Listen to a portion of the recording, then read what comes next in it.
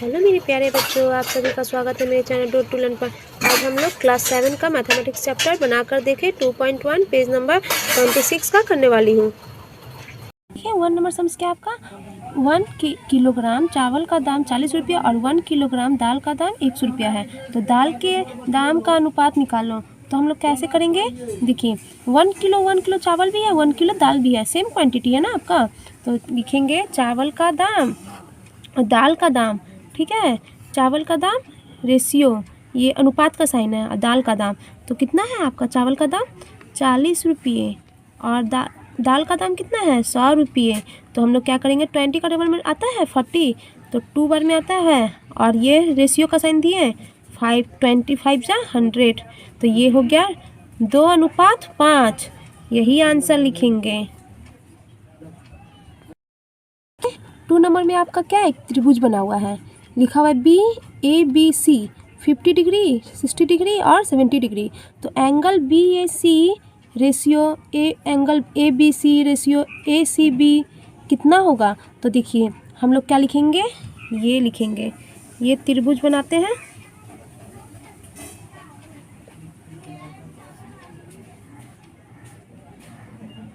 ये हुआ ये एंगल और ये एंगल और ये एंगल कितना हो गया आपका, ये A लिखेंगे, ये C लिखेंगे और ये B लिखेंगे। तो ये हो गया आपका 50 डिग्री, ये हो गया आपका 60 डिग्री और ये हो गया 70 डिग्री।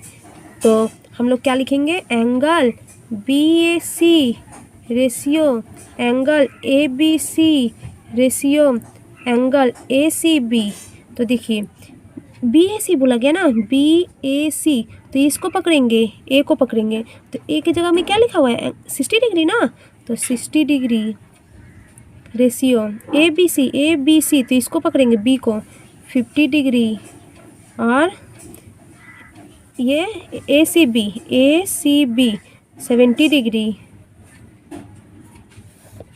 तो देखिए ये आपका कैसे कटेगा, हम लोग कैसे काटेंगे, 10 का टेबल से काट सकते हैं, 10 6 जा 10 5 जा 10 7 जा, तो 6:5:7, 6:5:7, यही आंसर लिखेंगे। देखिए 3 नंबर क्वेश्चन क्या आपका, एक पेंसिल का मूल्य 3 रुपये और एक लॉजेंस का मूल्य 50 पैसा है। तो एक लॉजेंस और पेंसिल के मूल्य का अनुपात निकालो। तो हम लोग कैसे करेंगे, देखिए 3 नंबर सम्स क्या है आपका, पेंसिल का मूल्य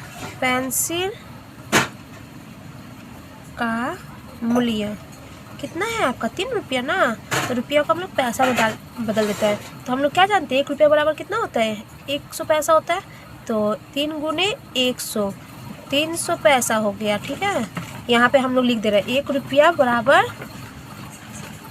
1 रुपया, यहाँ नहीं लिखते हैं, ठीक है, यहाँ लिख देते हैं 1 रुपया बराबर 100 पैसा लिखे, 1 रुपये बराबर 100 पैसा। तो पेंसिल का मूल्य कितना है 3 रुपया, तो 3 गुने 100 करेंगे, पैसा बताने के लिए 300 पैसा हो जाएगा। और लॉजेंस का दाम कितना है, लॉजेंस का मूल्य कितना है 50 पैसा ना। अब निकालिए, लिखेंगे पेंसिल का मूल्य रेशियो लॉजेंस का मूल्य कितना हुआ आपको, 300 पैसा ना हुआ, और 50 पैसा लॉजेंस का मूल्य। अब काटिए, कितना 10 से काटेंगे, 10 3 जा 30, 0 का 0, फिर 10 5 जा 50, फिर 5 6 जा 30, 5 1 जा 5, 6:1 निकलेगा, यही आंसर होगा, ठीक है। देखिए 4 नंबर क्वेश्चन क्या है, एक 50 पैसा, एक 1 रुपया तथा एक 2 रुपये का सिक्के का अनुपात निकालो। तो हम लोग कैसे लिखेंगे, देखिए 4 नंबर लिखेंगे, एक 50 पैसा है ना, एक 50 पैसा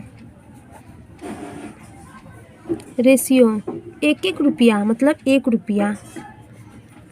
रुपया और रेशियो 2 रुपया, ठीक है, 2 रुपये। तो हम लोग 50 पैसा है तो 50 पैसा तो लिख सकते हैं, 1 रुपया मतलब क्या होता है 100 पैसा ना होता है, 100 पैसा, रुपया को क्या किए पैसा में कन्वर्ट कर दिए, बदल दिए। 2 रुपया बराबर क्या होता है 200 पैसा, ठीक है। अब सभी पैसा पैसा में आ गया, तो अब काटिए। 5 का टेबल 10 का टेबल में 5 बार में, फिर 10 बार में 100, और 200 कितना बार में आएगा 10 का टेबल में 20 बार में। फिर 5 से काटिए, 5 1 जा, 5 2 जा, 5 4 जा, इक्वल टू दे दीजिए। तो ये क्या हो जाएगा 1:2:4, ठीक है। यही आएगा आंसर, यही आंसर लिखेंगे। देखिए 5 नंबर क्वेश्चन क्या है। उमा की उम्र 12 वर्ष 6 माह, रातुल की उम्र 12 वर्ष 4 माह और नूरजहाँ की उम्र 12 वर्ष है, तो तीनों का उम्र का अनुपात कितना होगा। तो हम लोग कैसे लिखेंगे 5 नंबर, देखिए लिखेंगे उमा की उम्र कितना है 12 वर्ष 6 माह। तो इसको हम लोग क्या करेंगे, देखिए ये है ना आपका, कन्वर्ट कर लीजिए, इसको मंथ में कन्वर्ट कर लेंगे। तो 12 वर्ष मतलब क्या होता है 12 गुने 12 प्लस 6, तो कितना हो जाएगा 144 प्लस 6 150 माह हो गया। रातुल की उम्र 12 वर्ष 4 माह, तो 12 गुने 12, एक वर्ष में 12 महीना होता है ना, तो इसलिए 12 गुने 12 कर रहे हैं, प्लस 4 144 प्लस 4 कितना होगा 148 माह, ठीक है। अब है क्या नूरजहाँ की उम्र 12 वर्ष है, तो यहाँ पे क्या हो जाएगा 12 गुने 12 ही होगा, माह नहीं दिया हुआ है। तो देखिए कितना हो जाएगा 144 माह, ठीक है। अब सभी का तीनों का अनुपात निकालना है, तो तीनों का अनुपात लिखिए, तीनों का अनुपात लिखे। अब लिखिए तीनों का अनुपात, उमा लिख दीजिए, उमा की उम्र रेशियो रातुल की उम्र रेशियो नूरजहाँ की उम्र, ठीक है। आप लोग लिखिएगा नूरजहाँ की उम्र, उमा की उम्र कितना आया 150 माह ना, 150 माह, रातुल की 148 माह और नूरजहाँ की 144। तो काटिए, किससे काटेंगे 2 से काटिए, 2 7 जा 14, 2 5 जा 10, फिर 2 7 जा 14, 2 4 जा, फिर 2 7 जा 2 2 जा। तो हम लोग क्या करेंगे, ये करेंगे आपका, लिखेंगे क्या, ये मैंने छोटा कर दिया ना, यहाँ लिख सकते हैं आप लोग 75 रेशियो 74, ये कटा ना, 2 7 जा 14, 2 5 जा 10, फिर 2 7 जा 14, 2 4 जा 8 होता है, और 2 7 जा 14 और 2 2 जा 4। तो अब तो नहीं कटेगा, किसी से कटेगा, कोई ऐसा टेबल है जिसमें तीनों कट जाएगा, तो यही आंसर लिखेंगे हम लोग। आएगा क्या 75 रेशियो 74 रेशियो और 72। ये मैंने क्या किया, यहाँ भी लिखा है, 2 बार लिख दिए, क्योंकि ये छोटा हो जाएगा ना, इसीलिए हम काट दे रहे हैं, इसको नहीं करना है। आप लोग यहाँ से यहाँ कीजिएगा। देखिए 6 नंबर सम क्या है आपका, सम्स है समकोण समद्विबाहु त्रिभुज के कोणों का अनुपात कितना होगा लिखो। तो हम लोग कैसे बनाएंगे, समकोण समद्विबाहु त्रिभुज बनाए, ठीक है। ये हो गया समकोण आपका 90 डिग्री होता है ना, 90 डिग्री। तो ये जब 90 डिग्री हो गया, तो त्रिभुज के तीनों कोणों का मान कितना होता है 180 डिग्री होता है। तो 180 में से 90 घटा दीजिए, कितना बचेगा 90, तो 90 होगा ना, तो ये आपका ये कोण 45 हो गया और ये कोण 45 हो गया। दो कोण क्या होता है बराबर होता है, ठीक है, दो कोण क्या होता है बराबर। तो ये 45 हो गया और ये 45 हो गया। तो हम लोग कैसे बनाएंगे, लिखेंगे क्या, समकोण समद्विबाहु त्रिभुज के तीनों कोणों का मान इक्वल टू क्या लिखेंगे, ये एक आपका एक कोण है 90 डिग्री का रेशियो, एक कोण है आपका 45 डिग्री का और एक कोण और है 45 डिग्री का। तो काटिए, इसको काटिए, 10 का 9 का 5 का टेबल में जाएगा, ये 9 का टेबल में जा सकता है, ठीक है।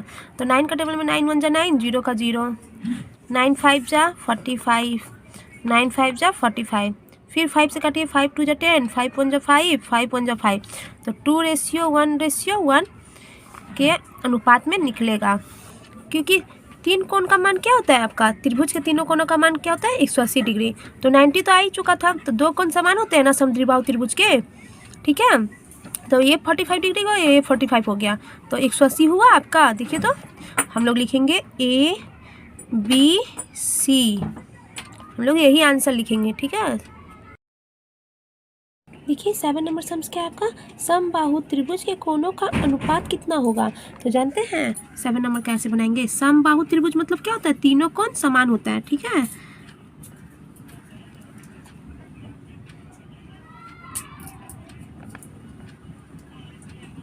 ये तीनों कोण आपका समान हो गया, ये समबाहु त्रिभुज। एक त्रिभुज का कितना, तीनों कोणों का मान कितना होता है, त्रिभुज के तीनों कोणों का मान 180 डिग्री होता है ना। तो समबाहु त्रिभुज बोला गया है, तो ये 60, ये 60 और ये 60, 60 60 आपका हो गया ना, 180 हो गया ना। तो हम लोग क्या लिखेंगे, देखिए 180 हो गया, लिखेंगे ABC, एक त्रिभुज हो गया, और त्रिभुज के तीनों कोणों का मान कितना होता है 180 डिग्री। तो 60 60 60 समबाहु त्रिभुज बना रहे हैं ना, इसीलिए तीनों कोण क्या होगा, समान होगा। तो लिखेंगे क्या हम लोग, समबाहु त्रिभुज के प्रत्येक कोण का मान इक्वल टू, प्रत्येक कोण का मान कितना है 60 डिग्री ना, तो प्रत्येक तीनों कोणों का मान कितना, इसलिए लिखेंगे क्या, तीनों कोणों का अनुपात equal to 60 degree, ratio 60 degree, ratio 60 degree. तो देखिए 6 1 जा 6, 10 बार में 6 1 जा 6, फिर 6 1 जा 6, 0 का 0, अब 10 से काट दीजिए, 10 1 जा 10, 10 1 जा 10, 10 1 जा 1, रेशियो 1:1, यही आंसर लिखेंगे हम लोग, ठीक है। क्योंकि सब समबाहु त्रिभुज की है ना, समबाहु त्रिभुज की है, इसीलिए तीनों कोण समान है, ठीक है। 60 60 180 हो गया ना, तो त्रिभुज के तीनों कोणों का 8 नंबर क्वेश्चन क्या है, देखिए पुलक बाबू और मानिक बाबू की उम्र का अनुपात 7:9 है। मानिक बाबू की उम्र 72 वर्ष है, तो पुलक बाबू की उम्र कितनी होगी बताइए, यही पूछा गया, ठीक है। तो हम लोग क्या लिखेंगे, 8 नंबर देखिए ऐसे बनाएंगे, लिखेंगे पुलक बाबू की उम्र और रेशियो मानिक बाबू की उम्र। तो पुलक बाबू की उम्र कितनी है आपका, रेशियो 7 इक्वल टू, यहाँ लिखिए 7:9, ठीक है, 7:9 लिखेंगे। फिर क्या लिखेंगे, पुलक बाबू की उम्र कुछ नहीं है यहाँ पे, बट्टा मानिक बाबू की उम्र इक्वल टू 7:9 था ना, 7:9 लिख दिए, ठीक है। या लिखिएगा यहाँ पे, और इंग्लिश मीडियम वाले लोग क्या लिखेंगे, और लिखेंगे, और या लिखें। फिर लिखेंगे पुलक बाबू की उम्र कितनी है, नहीं दिया गया है, निकालना है, तो हम लोग लिखेंगे पुलक बाबू की उम्र बट्टा, रेशियो का मतलब क्या था, बट्टा ही होता है, ठीक है। मानिक बाबू की उम्र दे दिया गया था ना 72, इक्वल टू 7/9, तो हम लोग इससे इसका मल्टीप्लाई करेंगे, या पुलक बाबू की उम्र कैसे निकलेगा, 72 गुने 7 करेंगे, इससे इसका मल्टीप्लाई, इससे इसका बट्टा 9 हो जाएगा, 9 8 जा 72 होता है ना, और 8 7 जा 56, पुलक बाबू की उम्र कितनी हो जाएगा 56, ठीक है, 56 वर्ष, यही आंसर होगा हम लोगों का। क्रॉस मल्टीप्लिकेशन करते हैं, ठीक है, क्रॉस, इससे इसका, इससे इसका। 9 नंबर सम्स क्या आपका, दो पुस्तकों के मूल्य का अनुपात 2:5 है। प्रथम पुस्तक का मूल्य 32 रुपया 40 पैसा है, तो दूसरी पुस्तक का मूल्य बताओ। तो कैसे करेंगे, देखिए लिखेंगे प्रथम पुस्तक का मूल्य, रेशियो लिखेंगे द्वितीय पुस्तक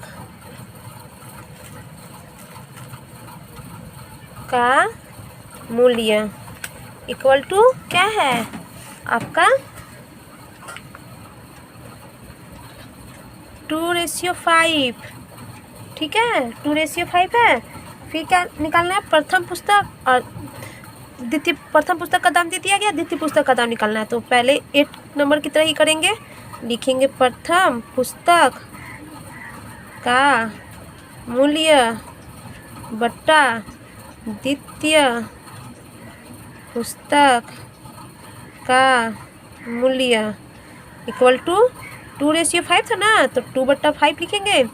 या लिखिएगा यहाँ पे, या लिखें प्रथम पुस्तक का दाम कितना दिया गया 32 रुपया 40 पैसा, 32 रुपया 40 पैसा लिखेंगे। और द्वितीय पुस्तक का निकालना है, द्वितीय पुस्तक का मूल्य इक्वल टू 2/5। ठीक है, तो इससे मल्टीप्लाई, इससे इसका मल्टीप्लाई, तो लिखेंगे द्वितीय पुस्तक का मूल्य इक्वल टू क्या हो जाएगा 32 रुपया 40 पैसा गुने 5/2।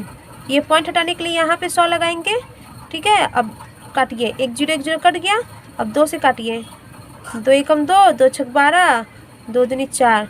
अब 10 है तो 2 पचे 10, 2 अट्ठी 16, 2 एकम 2, 5 5 कट गया। तो कितना आ जाएगा 81 रुपीज़, 81 रुपये आंसर हो जाएगा। ठीक है, यही आंसर आएगा। द्वितीय पुस्तक का दाम कितना आएगा 81 रुपीज़।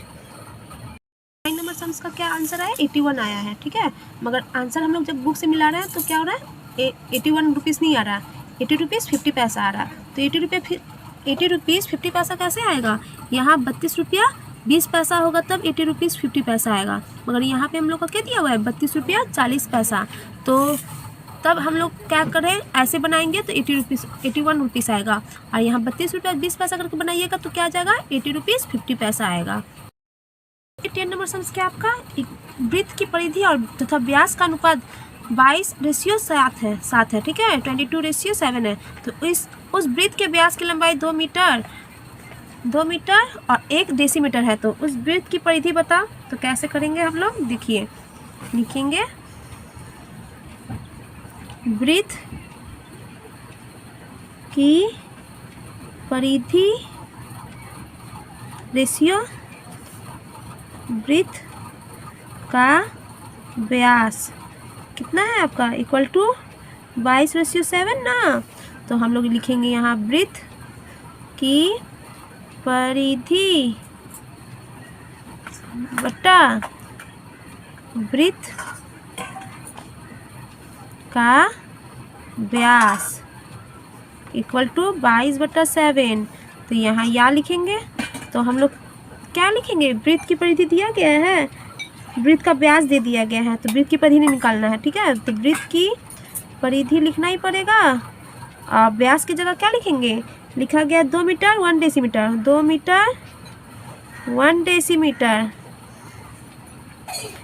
Equal to 22/7।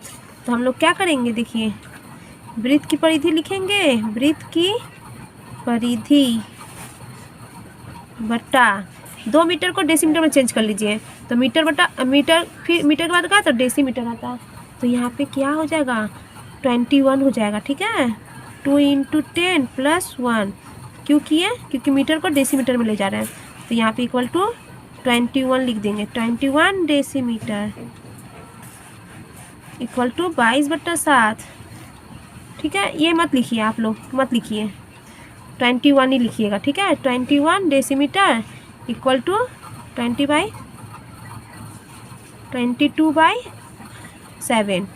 तो हम लोग देखिए इससे इसका मल्टीप्लाई करेंगे तो क्या आ जाएगा, वृत्त की परिधि कैसे निकलेगा, 22 × 21 करेंगे और बट्टा 7 करेंगे, 7 3 जा, और यहाँ 21 आता है, 22 का टेबल 3 पर कितना आएगा 66, क्या आ जाएगा 66 डेसीमीटर। यही आंसर होगा हम लोगों का। ठीक है, ये मैंने पहले क्या किया था, कैसे आया 21 वो बता दिए थे, ठीक है, आप ही काट दिए, ये लिखने का ज़रूरत नहीं है। आप लोग 21 डेसीमीटर लिखिएगा, क्योंकि मीटर को क्या किया, डेसीमीटर में चेंज किया तो 20 हो जाएगा। 10 से मल्टीप्लाई करेंगे 2 को और 1 ऐड करेंगे तो कितना जाएगा, 21 आ जाएगा। फिर क्रॉस मल्टीप्लिकेशन किया इसी का, इसका आ गया 66 डेसीमीटर। 66 डेसीमीटर लिखा हुआ है ना, ये आंसर नहीं होगा। आंसर हम लोग ये लिख सकते हैं, मगर क्या करेंगे, यहाँ लिखेंगे 6 मीटर 6 डेसीमीटर, यही आंसर होगा। ये भी लिखते तो सही होता, मगर आंसर में बुक में क्या दिया हुआ है, 6 मीटर 6 डेसीमीटर। कैसे हुआ 6 मीटर, इसको हम लोग क्या करेंगे, 10 से डिवाइड करेंगे, मीटर में चेंज करेंगे, क्योंकि मीटर में भी दिया हुआ गया था ना, वृत्त का व्यास क्या दिया हुआ था, मीटर और डेसीमीटर में दिया था। इसको भी मीटर और डेसीमीटर में करेंगे, तो इसीलिए 10 से डिवाइड कीजिए 66 को, देखिए 6 बार में 60 आएगा और 6 बचेगा, तो 6 डेसीमीटर यही आंसर होगा। नंबर सम्स क्या है, हमारे सप्तम श्रेणी में 150 छात्राओं में से 90 छात्र तथा छठवीं श्रेणी के 180 छात्रों में से 80 छात्र चित्रांकन प्रतियोगिता में नाम दिए हैं। अनुपात के द्वारा दिखलाओ कि किस श्रेणी के प्रतियोगी अधिक हैं। तो हम लोग कैसे लिखेंगे, लिखेंगे कुल छात्रों की संख्या, कुल छात्रों की संख्या, ठीक है, रेशियो आपका प्रतियोगिता में क्या बोला गया है, भाग लेने वाले, प्रतियोगिता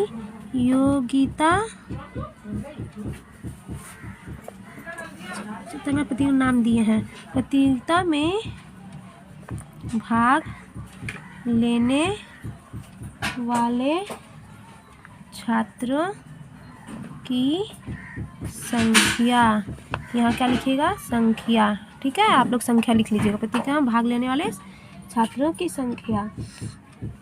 तो यहाँ पे अब कितना है, कुल छात्र कितना है, 150 है ना, 150 रेशियो प्रतियोगिता में कितने जन भाग लिया है, 90 जन, तो 90 लिखेंगे। अब काटिए, कटेगा 3 से, 3 5 जा 50, 3 5 जा 15, 0 का 0, 3 3 जा 9, 0 का 0, फिर 5 से और 10 से, 5 नहीं सॉरी 10 से, 10 5 जा 10 3 जा 30, ये हो गया 5 रेशियो 3, ठीक है, ये हो गया किस श्रेणी का, सप्तम श्रेणी का। यहाँ लिखना मैं भूल गई, लिखिएगा सप्तम श्रेणी का निकला है, ठीक है, श्रेणी, सप्तम श्रेणी ये हुआ। अब लिखेंगे छठवीं श्रेणी, छठवीं श्रेणी, ठीक है, छठवीं श्रेणी। छठवीं श्रेणी का क्या लिखेंगे, कुल छात्रों की संख्या, कुल छात्रों की संख्या रेशियो प्रतियोगिता में भाग लेने वाले छात्रों की संख्या, ठीक है। कुल छात्र कितना है इसका, 8 क्लास का 180 है, ठीक है, उसमें कितना कोई भाग लिया है, 80। तो अब काटिए, 2 9 जा 18, 0 का 0, 2 4 जा 8, 0 का 0, अब 10 से कट जाता है 9 बार में और 4 बार में 40 आ जाएगा, तो 9/4 आया, और ये 5 रेशियो 3 आया, ये 9 रेशियो 4 आया। तो इसको हम लोग कैसे पता चलेगा कि कौन ज़्यादा लिया है, बोला गया ना अनुपात में दिखाओ किस श्रेणी की प्रतियोगिता अधिक है, तो इससे तो पता नहीं चल रहा है, ऐसे पता चल रहा है, नहीं पता चल रहा है, तो हम लोग क्या करेंगे, लिखेंगे, क्या लिखेंगे, दोनों अनुपातों की तुलना करने पर, दोनों अनुपातों की तुलना कैसे करेंगे, देखिए 5 रेशियो 3 है ना, 5/3 लिखेंगे, ठीक है, और क्या लिखेंगे, 9 रेशियो 4 है ना, 9/4 लिखेंगे। अब क्या करेंगे, देखिए 5/3 और 9/4 लिखे। अब ऐसा ये नीचे नीचे है ना, ये 4 नीचे है और 3 नीचे है, तो क्या करेंगे, 4 और 3 का एलसीएम लीजिए, कितना आएगा, 3 × 4 12 होगा, तो हम लोग यहाँ लिखेंगे 12 और यहाँ भी लिखेंगे 12। अब 3 का टेबल में 12 कितना हो, 4 बार में, तो 4 से इसका ही मल्टीप्लाई करेंगे, ठीक है, और ये 3 बार में आएगा तो 3 से इसका मल्टीप्लाई, 4 5 जा 20, 9 3 जा 27, तो ये क्या आया, देखिए 12 12 सेम आया ना दोनों का, ये 27 आया, ये 20 आया, तो किस श्रेणी का? ये 6 श्रेणी का है और ये 7वीं श्रेणी का है। तो किस श्रेणी का ज़्यादा प्रतियोगिता ज़्यादा है? किस श्रेणी का? तो लिखेंगे आंसर में हम लोग, आंसर लिखिए, अतः 6वीं श्रेणी के छात्र ठीक है अधिक है। समझ में आया? ये क्या करेंगे, कुल क्षेत्र 7वीं श्रेणी का था, कुल कितना स्टूडेंट आपका 150 स्टूडेंट, और कितना कोई भाग लिया है, पार्टिसिपेट किया है 90। तो इसको हम लोग रेशियो में निकालेंगे, 5:3 निकलेगा। 6 क्लास का देखिए, ये 90 और 40 रेशियो कितना कुल छात्र था, 180 था, और 80 लोग ने प्रतियोगिता में भाग लिया है, तो 9:4 निकलेगा। अब दोनों को बराबर करने के लिए ये करेंगे, ठीक है। 11 नंबर सम्स में हम लोग क्या लिखे हैं, 6वीं श्रेणी के छात्र अधिक है ना, मगर ये बुक से हम लोग जब आंसर मिला रहे हैं ना तो नहीं मिल रहा है, लिखा हुआ है 7वीं श्रेणी का। तो 7वीं श्रेणी का कैसे निकलेगा, यहाँ क्वेश्चन जैसे ये दिया हुआ है क्वेश्चन आपका 180 छात्रों में से 80 छात्र लिखा हुआ है, तो कितना आएगा, इसका आंसर आएगा 6वीं श्रेणी का, ठीक है। इससे ऐसे बना रहेंगे तो 6वीं श्रेणी का आएगा। मगर बुक में जो दिया हुआ 7वीं श्रेणी का जो आया है आंसर, तो यहाँ पर हम लोग क्या लिखेंगे, 140 छात्रों में 80 छात्र, तब आएगा 7वीं श्रेणी का, ठीक है। तो आप लोग 140 करके बनाइएगा तो आ जाएगा, बुक से मैच कर लेगा। ये वीडियो आप लोगों को अच्छी लगी हो तो प्लीज़ मेरे वीडियो को लाइक और शेयर करें, और प्लीज़ मेरे चैनल को सब्सक्राइब करें।